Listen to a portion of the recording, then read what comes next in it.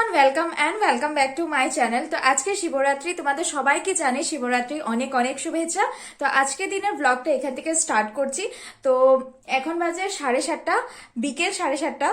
তো এখন থেকে ব্লগটা আবার স্টার্ট করছি। তো বাড়িতে ছোট্ট করে শিবরাত্রি পুজো করা হবে, কিন্তু পুজো শেষ করার পরে পুজোটা শেষ করার পরে আজকে প্ল্যান করেছি যে আমি মা দুজনে মিলে মন্দিরে যাব। অন্য সময় তো আমি পাশের বাড়ি বৌদিদের সাথে যাই, কিন্তু আজকে মা আর আমি যাব। অন্যবার মা যেতে পারে না, কারণ পায়ের একটু অসুবিধা থাকে, কিন্তু এবার মা আর আমি দুজনে মিলে যাব। তো মা বলেছে যে যতই আমার পায়ের অসুবিধা থাকো আমি কিন্তু যাব এবার। তো তোমরা দেখতেই পাচ্ছ আমি জাস্ট মানে রেডি হয়ে গেছি, অলমোস্ট রেডি। তো মা সেখানে রেডি হচ্ছে, তো আমরা দুজনে মিলে যাব এবার। তো বাড়িতেও ছোট মোটো যখন পুজো করা হবে তো অল্প স্বল্প আয়োজন করেছি। তো চলো সেগুলো আমি তোমাদের সাথে দেখাবো। তো এই যে দেখো আমাদের বাড়ির শিব ঠাকুর আমি ছোট্ট করে সাজিয়েছি। দেখতে কিন্তু কেমন হয়েছে ডেকোরেশনটা তোমরা অবশ্যই কমেন্ট বক্সে আমাকে জানাবে। আমি যেটুকু পেরেছি সেটাই সাজিয়েছি।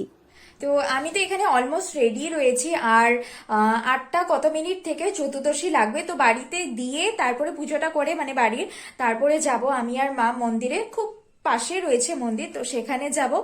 আর আমি দেখাই যে আমি কোন শাড়িটা পরবো। আমি মায়ের একটি কটন শাড়ি রয়েছে, সেটা ডিসাইড করেছি যে ঠিক সেটা পরবো, কিন্তু আমি নট শিওর বিকজ এটা ভালো লাগবে কিনা। আমি আগে একবার পরেছিলাম এই শাড়িটা, তো তখনও ভালোই লাগছিল, বাট আমি এখন চুলটা কেটে ফেলেছি। মানে সব থেকে ওয়ার্স্ট ডিসিশন আমি নিয়েছি, যেটা আমি চুলটা কেটে, যে কেন যে চুলটা আমি কেটে ফেলেছি উফ আমি জানি না। মানে এখন যেটাই পরছি কিছুতেই মানায় না, এই চুলটা এতই ছোট করে ফেলেছি। এখন তো একটু বড় হয়েছে, মানে যখন আমি কেটেছিলাম জাস্ট এতটুকু ছিল, তো এখন একটু স্লাইট আই থিঙ্ক 2-3 ইঞ্চি বেড়েছে, আর বেশি বাড়েনি। তো এটা কোনো ইন্ডিয়ান আউটফিটের সাথে একদমই যাচ্ছে না। তো জানি না, শিওর না শাড়িটা পরবো কি না। যদি পরে ভালো না লাগে দেন চেঞ্জ করে দেব। তো রেডি হয়ে তারপর আমি তোমাদের সাথে দেখা করছি। তো শাড়ি তো আমি এখানে পরে নিয়েছি, আর জুয়েলারির মধ্যে আমি ভেবেছি যে এই চোকারটা পরবো, সেটা মা এনে দিয়েছিল। তো এই চোকারটা আমি আজকে পরছি। অলরেডি অনেক লেট হয়ে গেছে, কারণ বাড়িতেও পুজো রয়েছে, পুজো করতে হবে, তারপরে মন্দির যেতে হবে। তো অলরেডি অনেক লেট হয়ে গেছে, তার মধ্যে শাড়ি পরতে তো আরো অনেক সময় গিয়েছে। তাও ভাগ্যিস মা আমাকে ধরে কুচিগুলো ভালো করে ধরে দিয়েছে, তো তাড়াতাড়ি পরে নিলাম। আমার কনফিউজ আবার যে এই ইয়াররিংসটা পরেছি, জানি না এটার সাথে এটা মানাবে না এই গোল্ডেন ঝুমকোটা রয়েছে কোনটা মানাবে, একদম বুঝতে পারছি না। তাও দেখছি কোনটা ভালো লাগছে। এটাও ভালো লাগছে, এটাও ভালো লাগে। আমার সবসময় এটা নিয়ে কনফিউশন থাকে। তো অলমোস্ট আমি রেডি, অলমোস্ট না পুরোটাই রেডি, জাস্ট চুলটা আঁচড়ানো বাকি আছে, সেটা পরে করব। তো বাড়ির যে পুজোটা রয়েছে সেটা করে নি, কারণ 8টা পুরো বেজে গেছে। এবার বাড়ির পুজোটা রেডি করতে তো অনেক টাইম লাগবে। তো চলো এবার বাড়ির পুজোটা করে নি। তো এই যে দেখো আমি পুজো স্টার্ট করে দিয়েছি, আর একসাথে আমি ঘি, মধু, চিনি, দুধ, দই একসাথে মিশিয়ে রেখেছিলাম, মানে পঞ্চামৃত বানিয়ে সেটা দিয়ে আমি পুজো করে নিয়েছি। তো আমার পরে মা এখানে পুজো করছে, আর অনেকেই দেখে বলবে যে মা কেন দাঁড়িয়ে দাঁড়িয়ে পুজো করছে। তো আমি বলে দিই যে মার বসতে একটু অসুবিধা হয়, মানে পায়ে একটু অসুবিধা রয়েছে, তাই মা দাঁড়িয়ে দাঁড়িয়ে পুজো করছে। আর বলা হয় না ভোলেনাথকে পুজো করছি, তো ভোলেনাথ তো আমাদের এমনিই ভোলা, তো যেভাবেই আমরা পুজো করি সেটা মেনেই নেয়। আর যা ওটা বলা হয় না পুজোতে ভক্তিটা ইম্পর্টেন্ট, তো মা এখানে দাঁড়িয়ে দাঁড়িয়ে পুজোটা করে নিয়েছে। তো তোমরা কেউ জাজ করো না, কিন্তু আমি আগে বলে দিচ্ছি। তো বাড়ির পুজো তো এখানে কমপ্লিট হয়ে গেছে, এখন যাব মার আমি দুজনে মিলে মন্দিরে। আর এই যে দেখো শাড়ি টাড়ি পরে আমি পুরো কমপ্লিট রেডি হয়ে পড়েছি। তো চলো এবার মন্দিরে যাওয়া যাক। কিন্তু শাড়ি পরে আমাকে কেমন লাগছে সেটা কিন্তু কমেন্ট বক্সে গিয়ে আমাকে তোমরা জানাবে।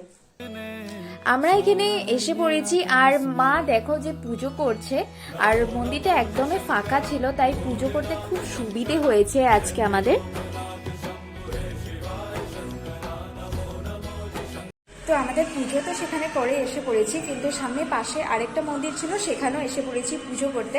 আর তোমাদের ভিতরটা দেখাই, এতটা সুন্দর মন্দিরের। এখানে লাড্ডু গোপাল রয়েছে খুব বড় সাইজের, রাম লক্ষ্মণ সীতা সরি তারাও রয়েছে। এত সুন্দর ভিতরটা, আমি যদি তোমাদেরকে না দেখাই তোমরা কিন্তু মিস করে যাবে। তো অবশ্যই আমি তোমাদেরকে ভিতরটা দেখিয়ে দিচ্ছি, এতটা সুন্দর। মার আমার দুজনের তো পুজো কমপ্লিট, বাট এখানে এসেছি আবার।